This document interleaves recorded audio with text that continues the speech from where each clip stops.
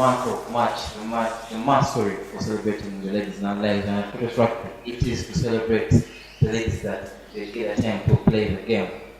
Ruben, you're back here for another podcast, another Friday, another podcast. As always, we speak about rugby and enjoy it. We are joined today by someone that knows the ins and outs, every corner, every crevice, everything there is to know about Ugandan rugby and the ladies that play. She has played the game. She is now managing what we call the next talent. She knows things happen in the future that we probably don't know. I mean, this is really about this podcast right now. Helen, how are you feeling? I'm feeling great. Yeah, upbeat. Upbeat? Yeah. Why? Is there anything that matter? No, upbeat because of things seem to be going well, and like you said, I know the future, so it looks good. We have a prophetess here. It's been confirmed. Yeah. But of course, talking rugby and talking women, today we will talk extensively about women's rugby in Uganda. But of course, not forgetting the other business. That's a little review from last weekend, a review for this weekend, and everything else we'll have to discuss. The review from last weekend. Cops were playing Buffaloes, he didn't make the trip to Buteme. And very many were sure, after what Mongas had done to Cops, many were sure he didn't want to come out to the win. But on top of just getting a win, they had the bonus points. Same thing happened with Cops and Buffaloes, which means those ones were by 2 points as we're going for a very big weekend for the Cops, and those was as a pretty much counts down how to start from there. I think just from the bookmaker's point of view, I think the odds would have favoured Mongas more at home from what they had done to the Cobs earlier on. But credit to Heathens who were able to actually learn from their mistakes coming from the Rhinos game. They were able to go to Entebbe and able to focus and know that we cannot let Cobs have it easy or win it early. And they went there and they got the job done with the bonus point. Ellen, as we wind down the Premiership, I want to know your reservation for last weekend that Cobs win, Heathens win, Paris running over Warriors, and Rams losing to Rhinos. I mean, Rhinos can actually win. Yeah, you could say last weekend's results were a bit unexpected. You said, after the way the Mongas ran Cobs really close, would have expected a win in Entebbe. Then Pirates putting Warriors to the sword like that, also unexpected. And okay, Cobs Buffaloes was pretty much expected. Rams pushing Rhinos like that. That was tight, really, really tight. But it's good to see games going against what people predict. So the league is not like cut and dried, you know. There's still something to work for. There's still some excitement, both in the top tier and then at the bottom, people fighting not to be relegated. So it's been a pretty exciting league. Talking about the bottom, I know you have some deep roots in the eastern region of this country, and there was a derby last weekend in Ginger, Capos and the Bavarians. I want you to also give me a result from that game. The games between those teams are always action-packed, and they have a lot of feelings behind them. Earlier in the year, Hippos traveled to Walukuba expecting an easy win and got a shock. And now Walukuba went to Damswater hoping to repeat the same thing. But Hippos has had a really good run of form over the last games, and they seem to have a renewed energy and better discipline. So they pulled off a win and sort of restored order, you could say, in Ginger. Yeah. Like I said, we were starting this, it's the month of March where we celebrate the ladies in rugby at this podcast as Kratos Rugby. And just to remind you what a man can do, a woman can do. We have women rugby players, internationals at that, runners up at last year's Africa Sevens. We've had them playing Safari Sevens as well. They will be going to Hong Kong actually, in case you didn't know that they will be going to Hong Kong, and they've been in training. That's the reason as to why you're seeing that today's podcast is actually joined by the encyclopedia, or the Google of women's rugby in Uganda. And yes, we'll need to start from there. The men are ruling the rugby sphere, so to put it easily, they're ruling the rugby sphere. So what is in store for the ladies? Just like this month, probably you got something for us, a shocker that we should be looking out for. Rugby was predominantly thought to be a men's game, so we're slowly breaking down the barriers. And it's funny, up to today, people, like when they hear women play rugby, they're like, women play rugby. So it's not something that's common knowledge. In the rugby circles, we know that women play rugby, so we sort of assume everybody knows, but that's not the case, you know. And so these are challenges we have to overcome and just get to inform more people that women do play rugby and we're playing it well and producing results. There's not much special up for March because of right now all the focus is on the preparations for the World Series qualifiers in Hong Kong. Though if people would like to come down to Kings Park this Sunday at 9:30, they can watch the women taking on the men in full contact rugby. And yeah, so the games are pretty good. They're really exciting. So people can always come down and watch and interact with the ladies and see like the people who are, you know, flying this flag high for Uganda. Yeah. Probably we don't know the ladies that I come, but I need to know who are these shameless men that are playing. Please give us a few minutes. Let's rename before we go to the podcast. Who these brave men are. Yeah, I'd call them brave men. Why I say they're brave men is because we all know biologically, physically, men are bigger, they're stronger, they're faster, and so definitely when they play against women, it's obvious that they'll dominate and they'll be like way superior, you know. And actually what would happen is the women would get injured. So these men have to play at way below their normal capabilities. And that is being brave because the women are playing at 100% and they have to play at reduced capacity. So they have to run slower. They can tackle but not as hard, so they can't put in those big hits, you know. But they have to take in the big hits from the ladies. And it takes a lot to be able not to forget that you can't play at 100%. And after somebody bangs you a hand off, you don't retaliate immediately with a big hit, you know, or if somebody like stools you or gives you a big tackle, you don't retaliate. So these are pretty amazing men. We have Gabriel Aredo, Davis thank you, Victor Wadia, Henry Musisi, Kevin McMott. You know, these are some of the guys who come up. We even have a journalist who tries his hand. We have Deus who comes along and tries his hand. So like these are some of the guys who come along, and it helps a lot because we don't have build-up tournaments. So I need like some sort of intensity and something different from just girls playing each other to help us prepare. And last year, these are the same guys who helped us prepare for Botswana, and we ended up in second position. So we're hoping, yeah, these are like our lucky talismans, and they'll help us do well as well in Hong Kong. Yeah. One take home I have from this is that we have to work together to develop the game, and of course shout out to all these gentlemen that are training with the ladies, getting them ready. And talking about working together, Ruben, I do understand that it is now, should I say, rule of law, that the gentlemen's team should be working in close coordination with the ladies' team. How is this going to develop the ladies' side of the game? Just like she has been saying, the know-how that you can get from the men, because the men most probably, most likely, most of the time, have been playing the game for longer, so they can, you see, when you get advice from one side, you can only have one point of view, but having some advice from the men, having some from the female coaches, having some from other stakeholders, it's very good. And also to continuously motivate the women not to give up, not to put their foot down and let it go when things are not easy, because there are times when things won't be easy. So they'll always need that moral support and that advice, that encouragement. So I think it's very good for the game to encourage the teams, and if it's even possible, it would be resources allowing anyway.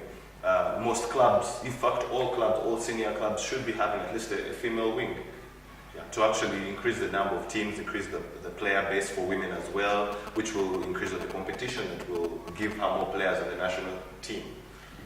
Helen, talking about working together, it's been around for close to what I think.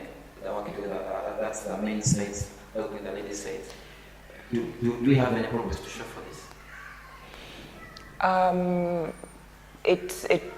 It varies. I mean, like the Chadondo side has had a women's side since 2000 and 2004, you could say, like a real set-up women's side, because women's rugby like debuted in 2003, yeah, when I and a couple of girls decided to take up the sport.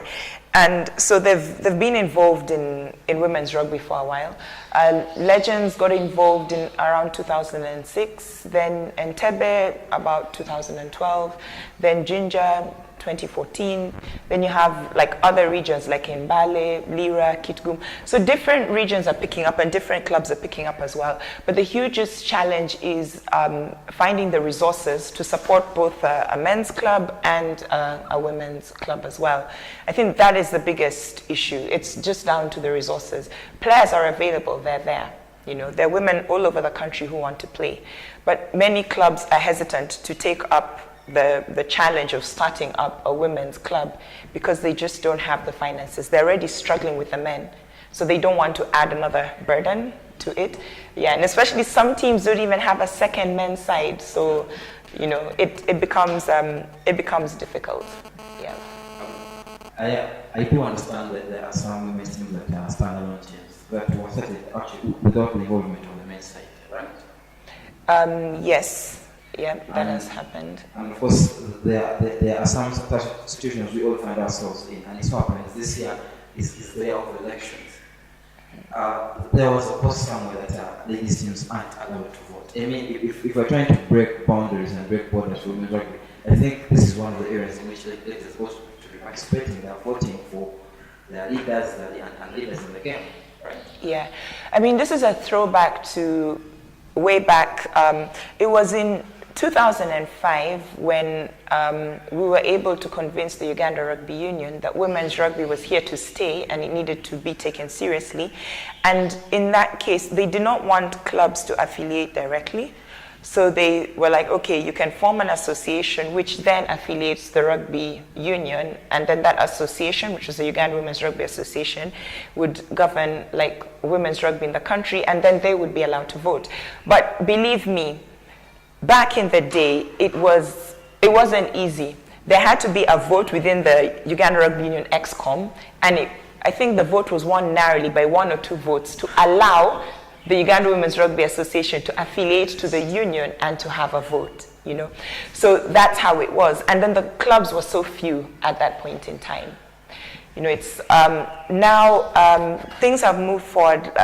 It was proposed that women's clubs be allowed to affiliate directly to URU, you know, and then they'd be able to have a direct vote. They'd be able to have one vote. So this is something which was proposed, and it just needs to be passed. And then in the next elections, then you'll have the women's clubs that have affiliated directly to URU being able to vote.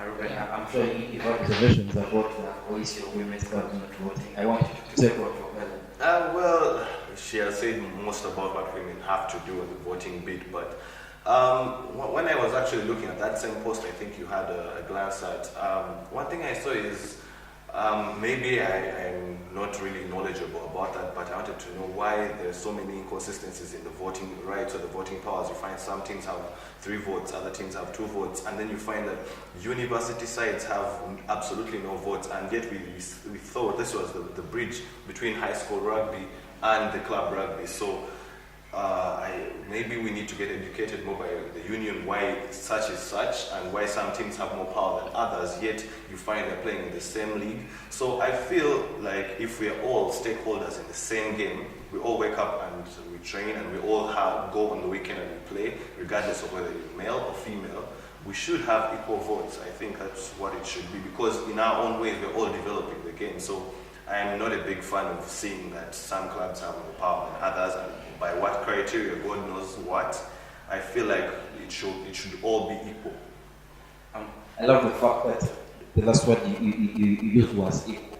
And it so happens that this month, actually starting last month, we've been doing school rugby, and first we're going to do the rugby match and probably the first weekend of April.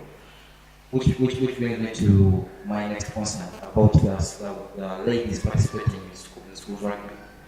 How are we going to go about this? Because it looks like we really need it. Yes, we really, really do need this, because this is where we get our feeder players from, feeder teams from. from the schools aspect. One of the challenges we have is there is no schools league for the girls, you know, and there doesn't seem to be any motivation to start a schools league for the girls, you know. And you have schools that are ready and willing to take part, and then there are other schools that say, but we don't see a competition for the girls, so why should we have girls rugby? You know, so that becomes a challenge, and it's also very difficult for girls to stay in the game if there are no competitions for them to play in. You know, some of these girls play rugby when they're at school. During the holidays, they go to far-flung places where there's no rugby. So if we just have competitions for like club sides or like festival sides, very many girls are missing out. So something which the next XCOM has to take forward is developing a schoolgirls league. It can start with 7-a-side, move to 10-a-side, and then eventually move to 15-a-side. I do not believe in playing 7-a-side rugby only, because rugby is supposed to be a sport for everybody, and sevens is not a sport for everybody. It's for special athletes. Sevens players are literally not rugby players, they're athletes, and that's why you can pull somebody off an athletics track, throw them into the rugby pitch, and they become a star overnight, like Carlin Isles. Throw him into 15-a-side rugby and he can't perform, you know. 15-a-side rugby is the real game. I love both, but it's very unfair to leave out very many girls and women who want to play the game just because we want to focus on sevens, because it's easier to coach, it has fewer numbers, less logistics to handle. We need to have all forms of the game if we're truly serious about developing women's rugby in Uganda. We can go on and on about things to do with women and rugby in Uganda, but of course we can't forget everything else that we've been doing fun and we have to do. Friday, 5 p.m. Legends is a place to be. Why? Because the Buteme Corps will be hosting the Black Pirates. Pirates are defending champions, while Corps are chasing the title. That first title since 2016. It's evaded them for a while. They have never spent 2 years without winning one. But as it happens, they could go a third if they don't work out so much this weekend. Helen, I want to start from there. It's the big one. Probably the last big one of the season. How do you see it going about? Wow, this is a tough one to call. Yeah. I'll go along with Pirates. Fine, they're playing away from home, but Legends was their home for a long time. So there's no so there's no home advantage for this. It's basically about who wants it more. Cubs really wants it because, of course, if they lose this, it kind of blows their title hopes away. But then again, Pirates is coming back from the humiliation of losing at Kings Park, their home ground, and they still have a point to prove. They won pretty much everything that there was to win last season, and here they are sitting in third position, you know. Both teams talk a lot on social media, their players talk a lot off the pitch, so it's about proving each other wrong tomorrow. But either way, it's going to be very exciting rugby, but of course, I'll be supporting my brother team, Black Pirates, all the way. It's what happens when these two met in the Uganda Cup final. Corps literally had every answer for Pirates. Everything, the old guns were firing properly, they were clean as a whistle. Then the first round they made at Kings Park. Corps had the answers. I mean, Sepek had a game to remember, yet it was what you'd say his biggest game yet at such a young age. Ruben, do you see that the young man having, first of all, before I say influence, this Friday? You never know what Fred Bodola can do because we don't even know his lineups.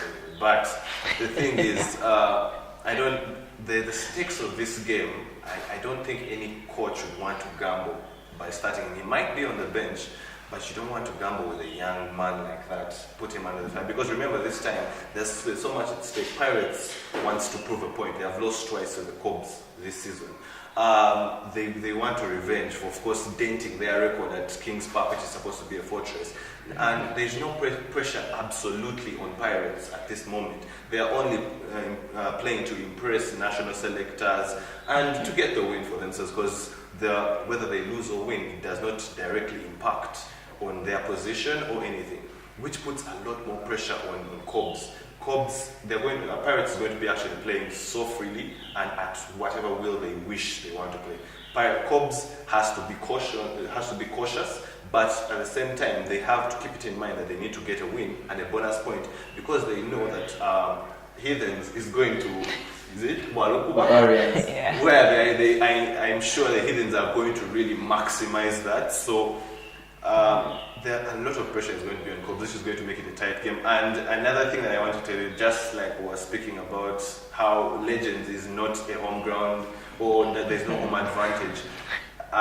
If Cobs thought that the fan support from Mongas was intense, I don't think they're going to be ready for what's coming, because trust me, it's going to be Cobs against the world yet again. And in my take, I think Pirates is going to edge that one, but it's going to be a very tight game because I feel like Cobs knows how to beat Pirates, but Pirates has the edge this time.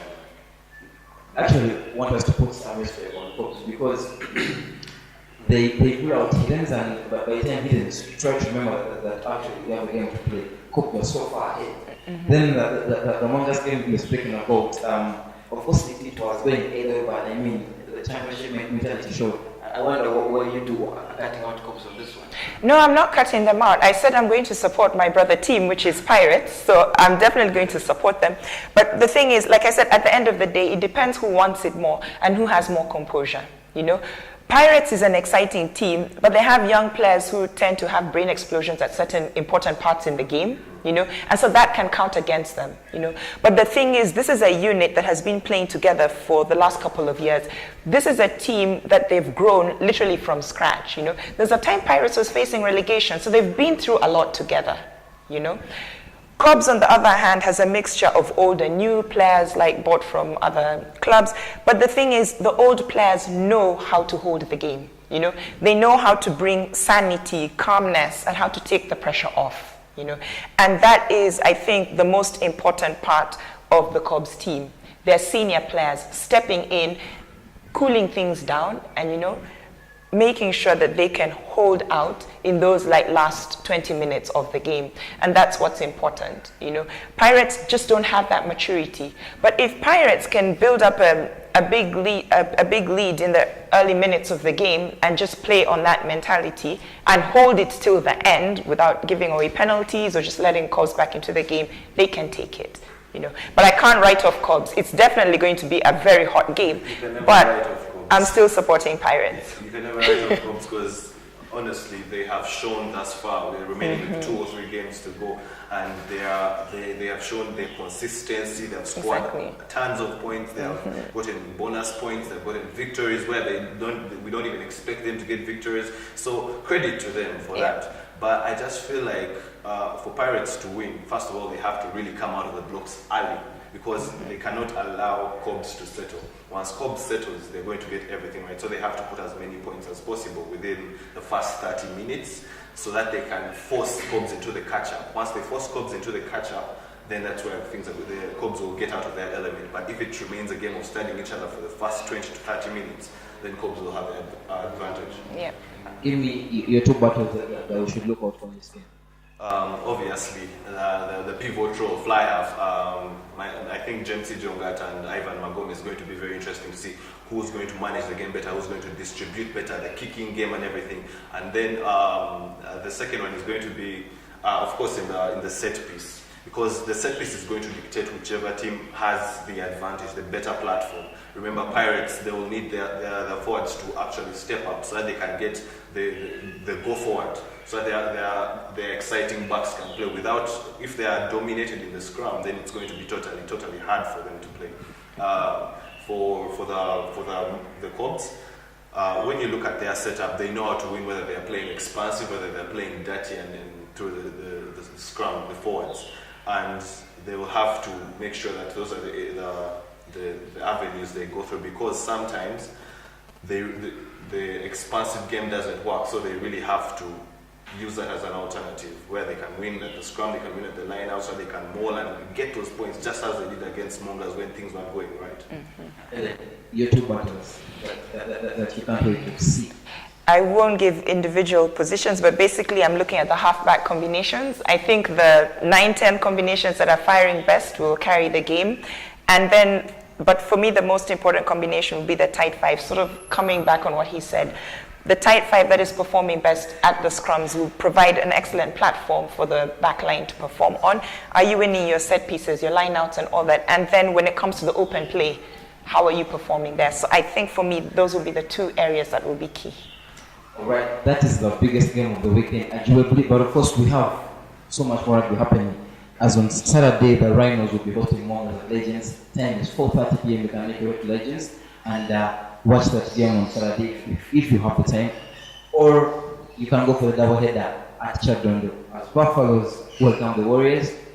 Then later, Helen will be playing the new boys whose honeymoon seems to be over, preparing, and of course they should be out of the Premiership and not so long after now. In Makerere, we shall have the Rams hosting the Hippos, which of course should be another interesting game for any rugby lover. But not forgetting Sunday, live on Kratos will be King's College Budo hosting Namilango College. The first game was supposed to be live and it had its moments. We are hoping for more this weekend. Don't forget to subscribe to Kratos, watch the game as well. Friday, something. If you can't make it to that game, Heat at Legends will be bringing you Hawks versus Pirates live on Kratos brand. Still about Sunday, don't forget to go by King's Park to support the ladies. You can join the team of Deus, Shawalabi, Kevin Mark, to train the ladies, get our ladies ready for Hong Kong, and let's make sure we are a core 7 side with the ladies. Of course, it's been always amazing having you watch us on the podcast, reading your comments, reading your reviews, and giving us feedback on where we probably need to work on, where we need to put our focus. And of course, for myself, my guest, Helen, I'm sure, and of course, the co-pilot of the podcast, Ruben. It's been great having you this week. See you at Legends for Pirates and Cops.